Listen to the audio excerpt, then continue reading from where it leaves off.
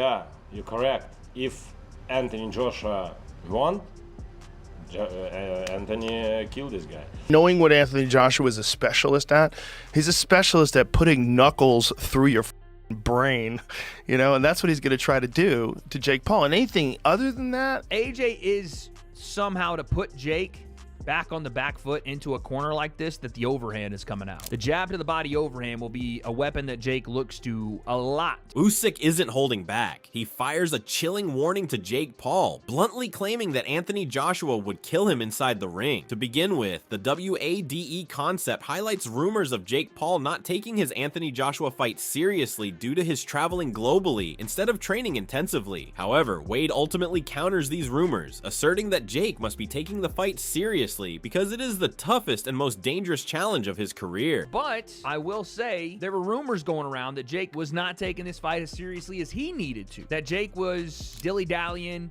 flying to go see F1 in Miami after his press conference, and then going to see his girl all the way in the Netherlands if she's trying to qualify for, I think, the Olympics or something else. There was this post from his girlfriend. I don't know if, again, this was in the Netherlands or where it was at.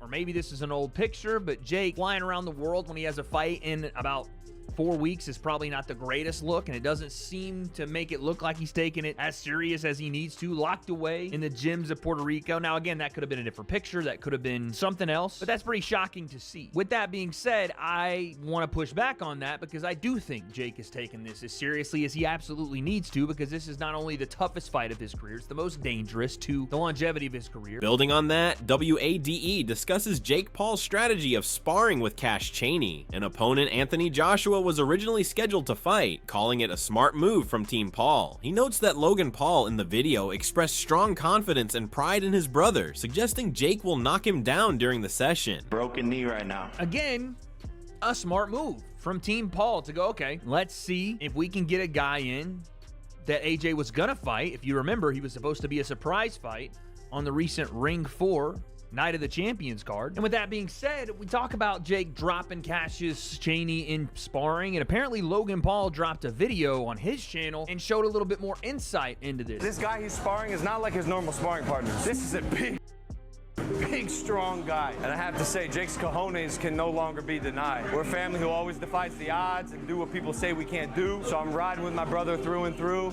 Of this kid, he inspires me. He should inspire you to do that you did not think was possible, because that's been the story of our careers. He's going to do it this fight, December 19th, I believe, in Miami, Florida. It's going to be great. I think he just knocked him down or something. So you can see a couple of things here. Following this, WADE predicts Jake Paul's key offensive weapon against Anthony Joshua will be the jab to the body, followed by the overhand right. He emphasizes that this combination could potentially hurt AJ. He also briefly confirms that sparring partner Cash Chaney was seen limping after Jake reportedly twisted his knee. I do think, call me a bit of a conspiracy theorist, I do think if AJ is somehow to put Jake back on the back foot into a corner like this, that the overhand is coming out. The jab to the body overhand will be a weapon that Jake looks to a lot in this fight. He may spam it the entire fight because it's his best weapon, and it's one that potentially can change the fight if it's thrown up, at the right time and AJ doesn't see it. Jake could hurt him with that, but that's really all I see Jake being able to do. And that's not a dismissal of Jake's skills, whatever. It's just he hasn't experienced levels in this game, at least not under the bright lights. But you also see this clip. I think he just knocked him down or something. So you see Cassius limping. Jake did say he twisted his knee up or something. I'm not sure what actually happened here. Did he drop him in sparring? Did he drop him and he landed awkward because he dropped him on the knee? Was there a slip? I don't know. I'm not going to sit here and act like... In addition, WADE discusses Jake Paul's use of legitimate heavyweight sparring partners. The host highlights the dramatic size difference, making Jake look tiny compared to the real heavyweights, and notes that Jake appears utterly exhausted in the photo, suggesting he is undergoing brutal, intense training rounds in preparation. So these are legit heavyweights that Jake has in camp. These aren't just heavyweight cans that he's coming in and sparring with. Now, when you look at this picture, the first thing that jumps off the page is that Jake looks like a youngster that hasn't quite fully grown into heavyweight, when in reality, this is as big as he's going to get. Well, I shouldn't say that. Who knows? But this is the biggest that Jake is. He's not naturally this height or this size. Like, he's a big dude for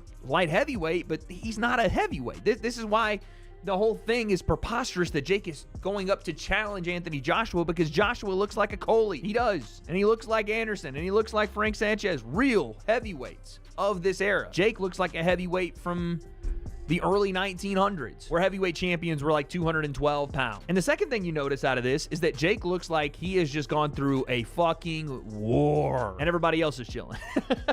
Which, again, it could mean that Jake got smacked up in this sparring. It could mean that Jake is doing Shark Tank rounds. Can you imagine doing Shark Tank rounds? Meanwhile, Oleksandr Usyk gives his opinion on the matchup between Anthony Joshua and Jake Paul, stating emphatically that if Joshua desired it, he would kill this guy. He emphasizes that the focus on Paul is more about business and money. He concluded by jokingly saying he would pray for Jake Paul because he would like to fight him in an octagon. Yeah, you're correct. If Anthony Joshua won, Anthony killed this guy.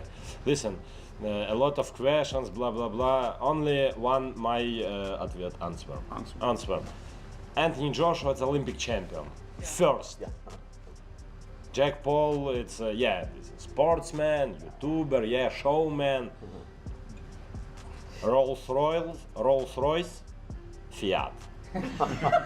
Listen, it's true. Yeah, I'm not. Типа я не обзываюсь. I have nothing bad in mind. Yeah. It's just true. It's business, more money. Only this. So we need to pray for Jake Paul. Yes. I will pray Jake Paul because I want fight with Jake Paul in octagon. At the same time, Usyk expressed a strong personal desire to see Anthony Joshua fight Tyson Fury. As a fan of the potential matchup, he even offered to help Joshua prepare. Usyk highlighted their close relationship by referring to Joshua as my brother and noting that he already trains with Usyk's team. Do you think that Joshua should be fighting Tyson Fury next year? I want this fight. Yeah, as I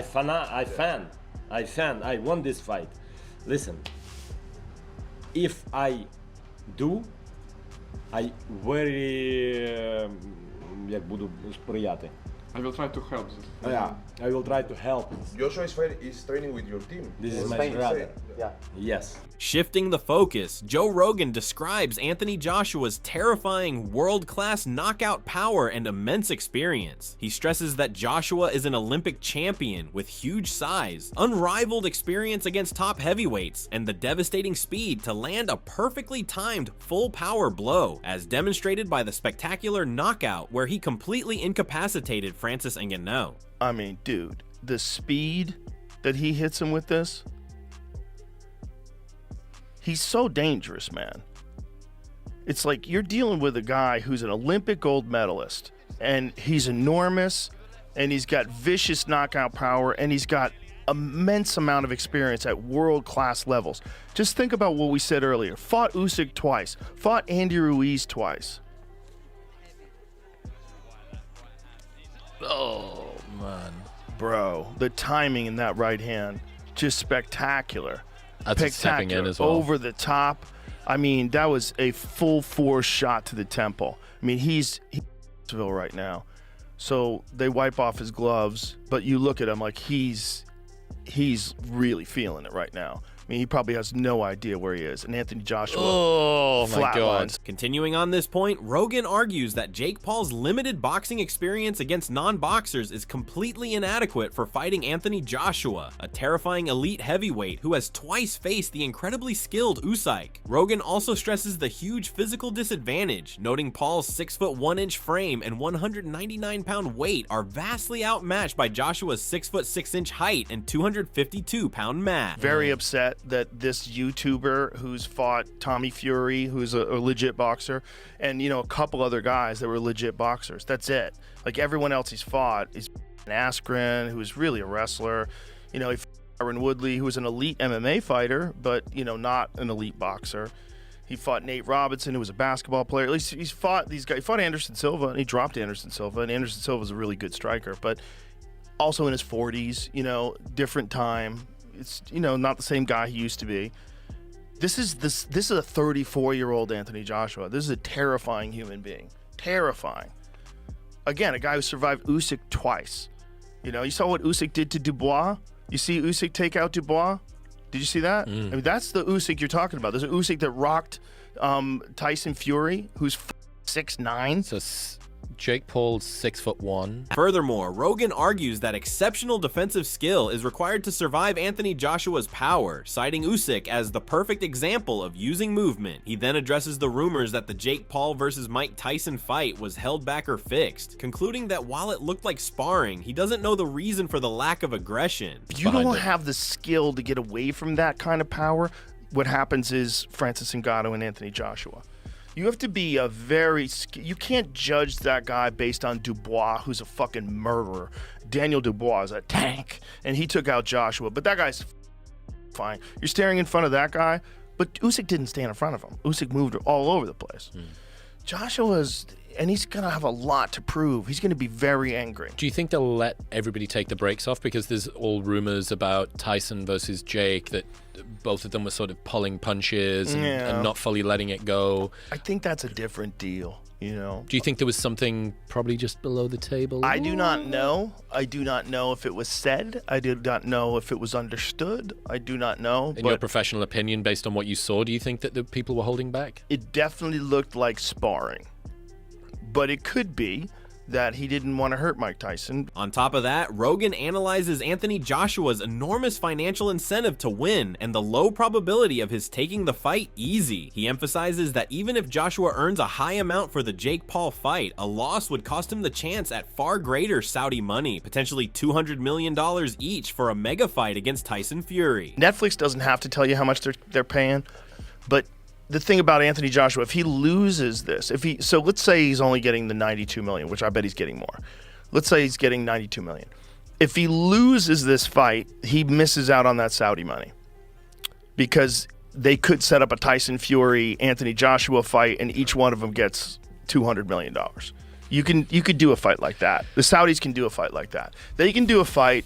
They have enough resources to throw at boxing where they could change the entire landscape of boxing. If you are the guy that stands in between 6'6", 250-pound Anthony Joshua and $200 million, yeah, I'm sorry. He's not gonna. I don't think he's gonna lose to you on purpose. I don't want to be that guy. But I'm not saying that anybody lost to anybody on purpose. I don't think that's happened. But what I do think is that people take it easier on people if they like them.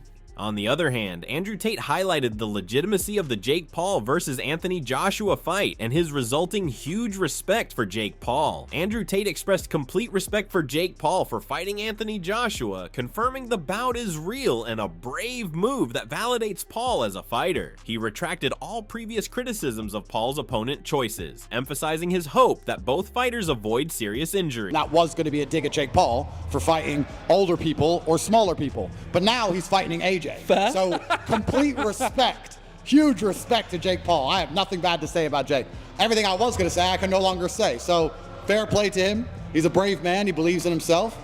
And I wish him and AJ a fantastic fight, and I hope they both come out without injury and without any problems and without any health issues. I was out in Riyadh with Eddie Hearn last week. I was asking him about the fight. I suppose a lot of the talk online is that can't be real. No, it's real. It is real. That's what I've been told. It's real. It's real. And, you know, there's business reasons. There's business decisions. And I understand that, you know, for Jake, it's retirement money, worst case. But I just hope everyone gets out of there without any physical injury. And I really do have a lot of respect for Jake. Everything I was going to say, I can no longer say. Moreover, Andrew argues that Jake Paul must be respected as a professional boxer, not a YouTuber, due to his full-time training commitment and size parity with Anthony Joshua. He dismisses the need for special safety precautions, viewing the bout as a legitimate match between two heavyweights, and states he harbors no ill will toward Paul despite past insults. And I'm a very fair man. I don't take it personal. Like, there was a time when Jake was really insulting me, and Logan Paul hated me, and all these things, and KSI insulted me, and Chase insults me. All these people insult me. I'm really just, you know, I'm just a normal dude. I have respect for people who do things that are worthy of respect. I harbor no hate in my heart. I wish Jake the absolute best. You know the fight game. I think I'm 22. I see it from a social media perspective. I see it from a financial perspective. I've been at some of AJ's finest moments and watched them up close. To see him in that, I can't hate it. I know that financially it's right. Is there a duty of care that the sanctioning bodies have for things like that? Nah. How come? Jake's the same size, and Jake isn't a YouTuber. Everyone needs to stop talking like Jake is a YouTuber. Jake is a boxer. Jake has more money than 99% of professional boxers on the planet. He has a full-time training camp. He lives with a full-time gym. As he continues, Andrew stresses that Jake Paul is a professional heavyweight boxer due to his years of dedicated training. While acknowledging the difference in skill, he views the bout as legitimate and sanctioned. Above all, Tate's main concern is the safety of both fighters, hoping they avoid injury in the dangerous sport. He's an ex-YouTuber. And this whole narrative, I'm just a YouTuber, is a really good sales tactic because Jake is a boxer and he is at heavyweight. So it's a heavyweight boxer against a heavyweight boxer. There's levels to the game, though, right? Of course there's levels to the game. There's also levels to the money. And both AJ and Jake are being very well rewarded for this financially, and they're both two full-grown men who are making a decision to get in the ring and fight. And at the end of the day, boxing is boxing. And if they're sanctioned, they're sanctioned. You would assume that Anthony Joshua goes in and does what he wants? I mean, I love AJ. He's a great guy. I like Jake. He's a great guy. I really just am hoping everyone gets out of there safe and that nothing bad happens to anybody. That's my number one concern all the time when I'm fighting, is that also I hope nothing happens to my opponents.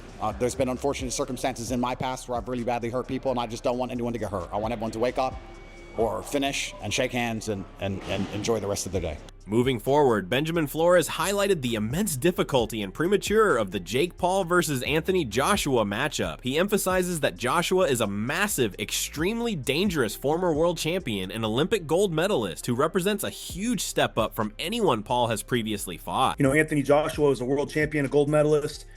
This is a big difference from, you know, anybody else that, you know, Jake's fought in the past. But, you know, he's looking for these big challenges. He wants to fight the toughest guys. And I think with Anthony Joshua, he got exactly that. I mean, Anthony Joshua is a guy I would have never dreamed in a million years Jake would have fought him in his fifth year boxing in a fight situation like this. I thought he would have given it a little more time. But, I mean, this is an extremely difficult fight. Anthony Joshua is 6'6", 245 pounds, extremely dangerous, gold medalist, world champion, and I think this is a very, very difficult fight for Jake. So I wouldn't have made this fight. No.